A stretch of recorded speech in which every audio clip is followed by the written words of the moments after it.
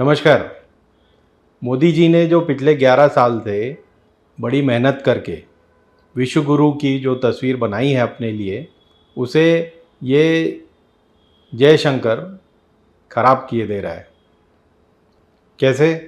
अब आप देखिए, कनाडा में आपने बेकार का एक पंगा मोल ले लिया है। क्या है वो पंगा?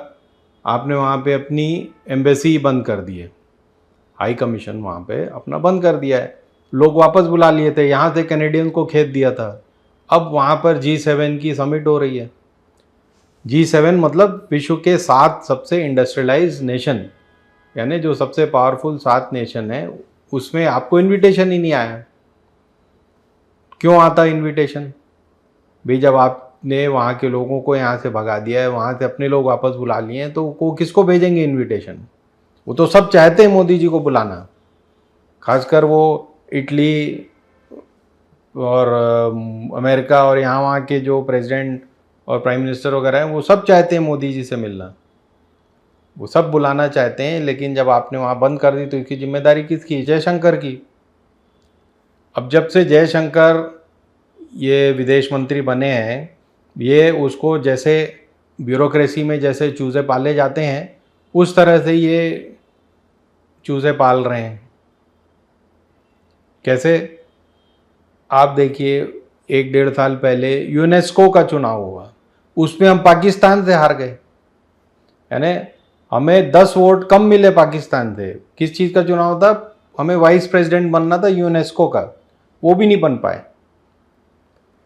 आपने पाकिस्तान को फ़ोन लगा दिया पहले कि भाई हमारे यहाँ से प्लेन उड़ गया है, वहाँ हम टारगेट करने वाले हैं। फिर 10 दिन उसकी सफाई देते घूमे। अभी पाकिस्तानी सारे मजाक उड़ा रहे हैं कि भाई इनको तो बुलाया ही नहीं गया। तो इसकी जिम्मेदारी भी जयशंकर की है। उससे पहले 10 दिन 15 दिन, ये दिसंबर में ट्रम्प साहब के इनॉग्रेशन के 10 दिन पहले वो रह के आए अमेरिका में, लेकिन मोदी जी के लिए इनविटेशन नहीं ला पाए इनॉग्रेशन का।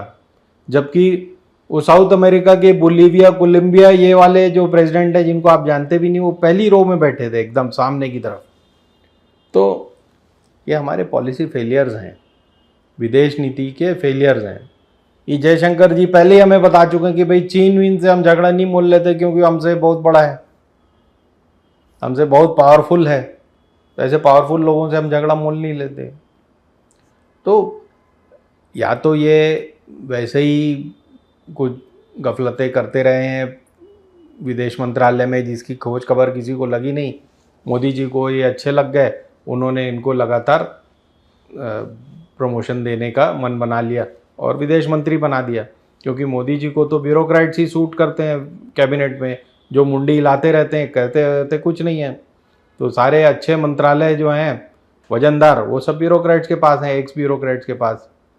तो चाहे वो विदेश मंत्रालय हो, पेट्रोलियम हो, रेलवे हो, ऐसे सारे मंत्रालय सब इनके पास हैं, और इवन लॉ एंड जस्टिस उनके पास है। तो अब इसमें जयशंकर की जिम्मेदारी बांधनी चाहिए कि नहीं बांधनी चाहिए? आज इज़राइल और कुछ हद तक, जो कि वैसे ही उनके सपोर्ट का कोई हमें ज़रूरत नहीं, क्योंकि उनकी विदेश नीति हम खुद चलाते हैं, भूटान हमारे साथ है। अब इज़राइल से दोस्ती करके हमें क्या मिलने वाला है? पूरी ओपेक कंट्रीज़ जो 56 थी, वो सब की सब हमारे अगेंस्ट हो गई।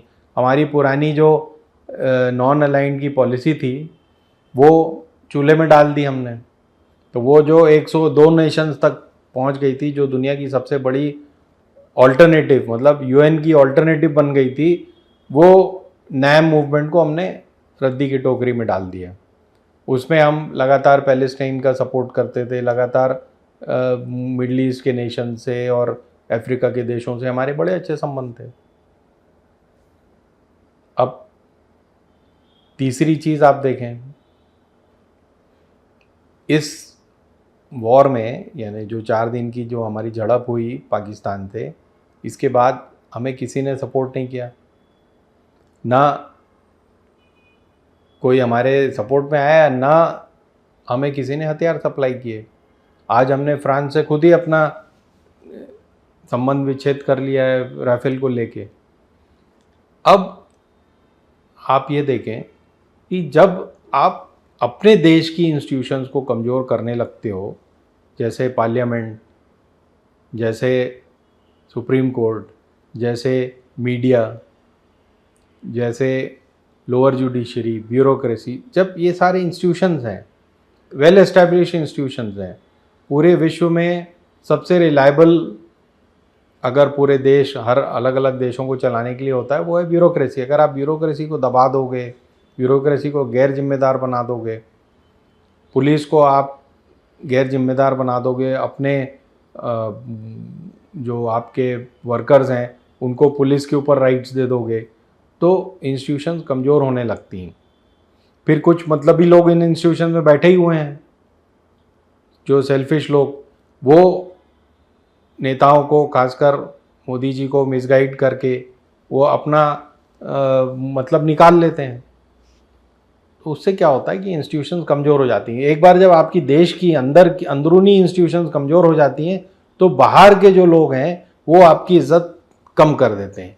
जैसे यूनेस्को आप हार गए, यूएन सिक्योरिटी काउंसिल में सीट नहीं मिलती, कोई बात भी नहीं कर रहा आपसे, और फॉरेन पॉलिसी की हमारी ऐसी तैसी हुई है, कोई मोदी जी को वो विश्वगुरु की तरह नहीं देख रहा जैसा कि वो अभी 10 साल से पिक्चर बना रहे थे यहाँ पर।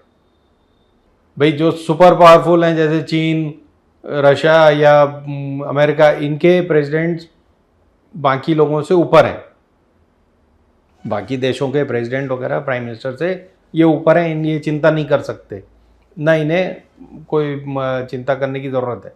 लेकिन बाकी देश जैसे फ्रांस, यूके, इंडिया, कनाडा, ये सारे देश जो हैं ये बराबरी के देश हैं। इनमें अगर अंदरूनी डेमोक्रेसी है तो बाहर के लोग इज्जत करते हैं, ये हमें ध्यान रखना चाहिए। तीसरी बात, ऑल्टरनेटिव जो हम खड़ा कर रहे थे ब्रिक्स नाम से, Brazil, Russia, India, China, south Africa, और हम एक ऑल्टरनेटिव करेंसी की बात कर रहे थे, मतलब डॉलर को रिप्लेस करने की और अपने पैसों पर व्यापार करने की, मतलब अपनी करेंसी पे व्यापार करने की। इससे भी जो विश्व के बड़े देश हैं जैसे यूएस, यूके वगैरह, जो G7 के जो पार्ट हैं, जो नॉन ब्रिक्स G7 जो है उसके जो पार्ट हैं वो नाराज़ हैं। ये किसकी फेलियर है? हमारी विदेश नीति की।